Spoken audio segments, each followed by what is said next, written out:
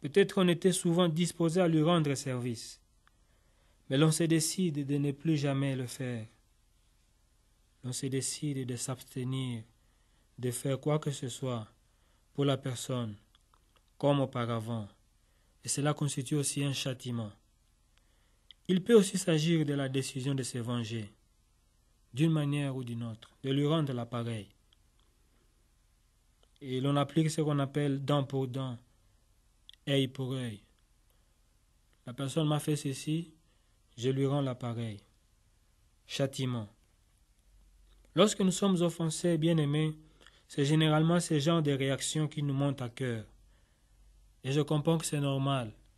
Ça peut arriver à tout être humain. Car nous ne sommes pas faits de pierre ou de bois. Le cœur est sensible et il ne peut que réagir face à certaines offenses, face à certaines situations qui le blessent. Mais le message que j'ai et que nous sommes en train de partager maintenant, c'est qu'en tant qu'enfant de Dieu, il y a autre chose que nous sommes censés voir au-delà de l'offense et du châtiment. C'est-à-dire qu'au-delà du châtiment, au-delà de l'offense et de l'offenseur, et au-delà du châtiment, il y a des choses que nous pouvons voir. Et parlant de l'offense, j'aimerais dire qu'il y a 3 choses. J'ai choisi 3 choses que nous pouvons voir. Au-delà de l'offense et l'offenseur, nous pouvons voir l'action du diable. Le diable. Des fois, si nous discernons bien, nous pouvons comprendre que derrière l'offense qui nous est causée, il y a une main du diable. La Bible dit que nous n'avons pas à lutter contre la chair et le sang, mais contre le monde des ténèbres. Le monde des ténèbres ici, c'est un terme qui désigne le système du diable, le système de Satan. C'est-à-dire qu'il n'agit pas seul. Il y a des démons qui travaillent avec le diable, Satan.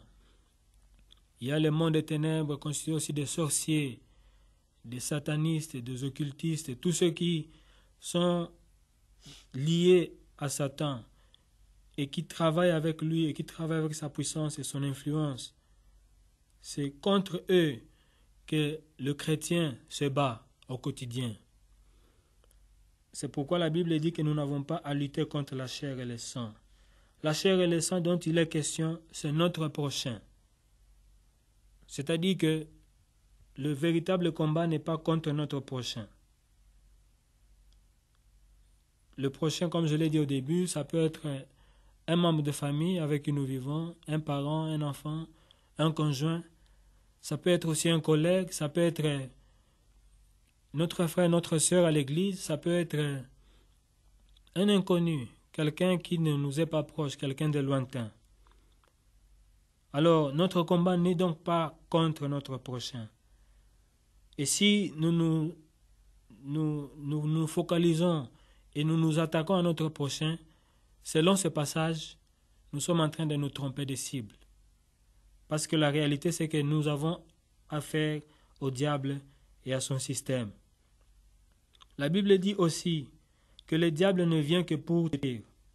Et cela, c'est dans Jean chapitre 10, verset 10. Le diable ne vient que pour tuer et détruire. Et entre autres choses qu'il détruit, il y a les relations. Alors, chaque fois qu'une bonne relation, une bonne amitié se brise, c'est le diable qui se réjouit. Chaque fois que entre un couple, il n'y a plus d'harmonie, il n'y a plus d'entente, la communication est brisée, la relation est par terre, c'est le diable qui se réjouit et son système, parce qu'ils ont atteint leur objectif, ils ont réussi leur mission, celle de diviser les gens, celle de mettre les zizanies, des discordes, des séparations. Donc chaque fois qu'il y a un divorce quelque part, un couple se sépare, c'est le diable qui se réjouit. Chaque fois que dans une église, les pasteurs ne s'entendent pas, c'est le diable qui se réjouit. Chaque fois que dans une église, des collaborateurs dans des commissions, dans des chapelles, dans des cellules, dans différents départements ne s'entendent pas, c'est le diable qui se réjouit parce que ça lui profite. Lorsque les relations sont détruites dans une communauté quelconque, dans une famille, dans une structure quelconque, lorsque les relations sont détruites, eh bien, la force diminue. La force diminue et cette organisation, cette famille, cette structure devient fragile et vulnérable aux attaques du diable. Et donc, nous devons nous efforcer, bien aimés, à discerner et à comprendre que parfois, lorsqu'il y a une offense, peut-être il y a une action du diable derrière. Et nous pouvons voir au-delà de l'offense. Et nous pouvons aussi voir au-delà de l'offenseur. Le deuxième point que j'aimerais souligner, c'est qu'au-delà de l'offense, nous pouvons aussi voir la faiblesse de la nature humaine. La Bible dit, supportez-vous les uns les autres, dans Colossiens 3,13. Supportez-vous les uns les autres. Si la Bible dit que nous puissions nous supporter les uns les autres, ça dit qu'il y a parfois des choses qui peuvent faire en sorte que nous ne puissions pas nous supporter. Mais la Bible nous ordonne à nous supporter les uns les autres, malgré ce qui se passe. Parce que la Bible reconnaît que l'homme est faible, l'homme a des faiblesses et a besoin qu'on le supporte et que lui aussi supporte les autres. En effet, si on peut nous offenser, il arrive que nous offensions aussi les autres. Il n'y a pas d'homme parfait. Il n'y a pas quelqu'un qui peut prétendre qu'il n'offense personne. Il y a parfois, nous pouvons être animés de bonnes intentions, de bonnes volontés. On n'a pas l'intention d'offenser quelqu'un, mais inconsciemment, sans que nous le veuillions, sans que nous ayons décidé d'offenser quelqu'un, nous l'offensons. Et donc, personne ne peut prétendre qu'il n'offense personne. Alors si nous pouvons offenser les autres, donc, nous avons besoin qu'on nous supporte aussi. Et donc nous pouvons voir au-delà de l'offense aussi la nature humaine. C'est pourquoi nous ne devons pas être durs envers les autres. Car si tout le monde était dur aussi envers nous, eh bien ça ne serait pas facile. La Bible dit aussi que les forts supportent les faibles. Dans 1 Thessaloniciens chapitre 5 verset 14. Que les forts supportent les faibles. Mais il convient de noter aussi que les forts ne sont pas forts totalement. Ils ont aussi des limites. Parce que ceux dans notre société, dans nos communautés, dans nos familles que nous considérons qui sont forts, en réalité, ils le sont peut-être par rapport aux faibles. Mais à leur niveau, ils ont aussi des limites. Ils ont aussi des limites, ils ont aussi des faiblesses que peut-être eux-mêmes connaissent, ou peut-être que ceux qui sont très proches d'eux connaissent, mais que les gens du dehors ne connaissent pas. Donc une raison de plus pour que nous puissions nous supporter les uns les autres, une raison de plus pour que nous puissions voir au-delà de l'offense la nature humaine qui est faible. Et le troisième point que j'aimerais souligner, c'est qu'au-delà de l'offense, nous pouvons également voir l'action de Dieu. Ceci peut paraître étrange. Tout dépend du discernement que l'on fait. En Égypte, par exemple, ce qui était arrivé à Joseph chez Potiphar peut être considéré comme une offense. Et même avant qu'il arrive chez Potiphar, il était vendu comme esclave par ses frères. Cela était le début de l'offense. Mais ça s'est aggravé chez la femme de Potiphar, qui avait porté un regard convoiteur, un regard envieux sur Joseph. Et elle voulait commettre avec Joseph l'adultère. Mais Joseph, un jeune homme craignant Dieu, il n'avait pas voulu commettre l'adultère avec la femme de son patron. Il avait résisté jusqu'au bout. Et la femme mécontente, elle avait accusé. Vous pouvez lire cette histoire dans Genèse, chapitre 39, versets 7 à 20.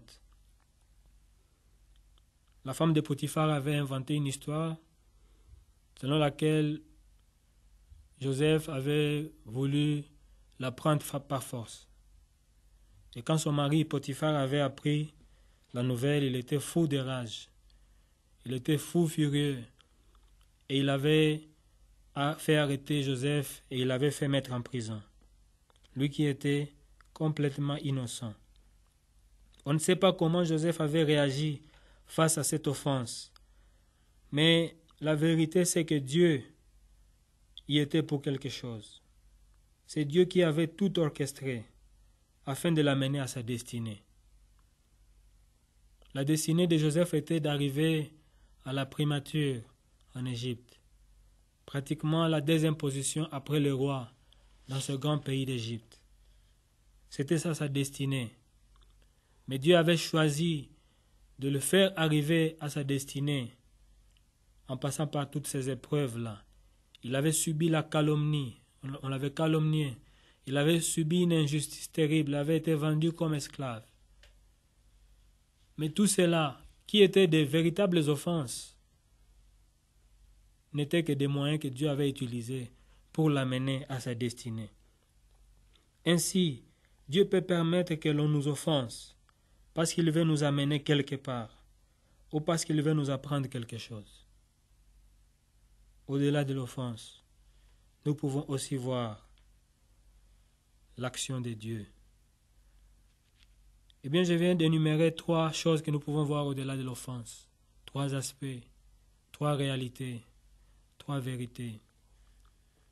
Mais avant que je passe au point suivant, j'aimerais dire et nous exhorter nous tous à bien veiller sur notre vie spirituelle, à bien développer nos sensibilités spirituelles. Car pour pouvoir discerner que derrière une offense, il s'agit de l'action du diable, derrière une offense ou derrière un offenseur, il y a la faiblesse de la nature humaine. Pour discerner si c'est l'action de Dieu, il faut que nous soyons spirituellement avertis. Il faut que nous soyons spirituellement éveillés. Mais si nous sommes dans la distraction, comme le monde nous emballe souvent dans une distraction, et nous perdons de vue, nous trompons de cible, parce que nous avons manqué le discernement nécessaire. C'est pourquoi notre vie spirituelle, nous devons bien la travailler afin que nous soyons toujours en alerte, de façon que quand une offense nous arrive, quand quelque chose de malheureux, de mal nous arrive, que nous sachions discerner et que nous sachions à qui nous avons affaire. Sinon, nous risquons de combattre le mauvais combat. Et quand nous combattons mal, nous perdons la bataille. Or, nous sommes appelés à vivre victorieusement en Christ. Bien-aimés, le point suivant